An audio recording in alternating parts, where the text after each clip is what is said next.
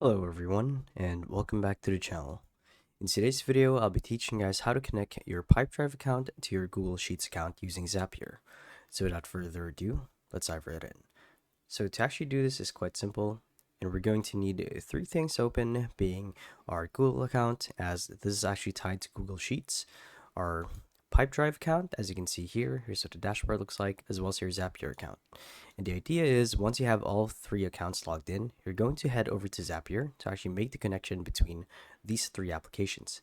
And to do so, head over to Zapier first, like so. And from here, once you guys are on the home page, you would want to click on Apps or Applications. And from here, would want to make the connection between all those platforms. So let's start with Google Sheets. So let's just type down Google, and you'll see right away that there's a Google Sheets application here that we're going to get to connect. So just click on connect. And what's going to happen is a new window is going to pop up for you to actually authorize Zapier to connect with your Google Sheets account.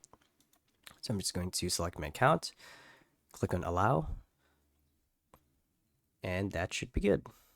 Now let's head over to Pipedrive. So let's go back to my apps, type in Pipedrive, like so. Here we are, click and connect. And what's going to happen is we're going to connect our Pipedrive account, much like how we did with Google Sheets. Basically give it access, select allow and install, and it should be good to go.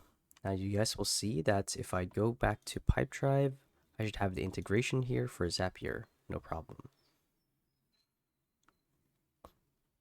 Okay, so that's cool. Now we're going to head back to Zapier, go back to home, and we're going to create a new Zap.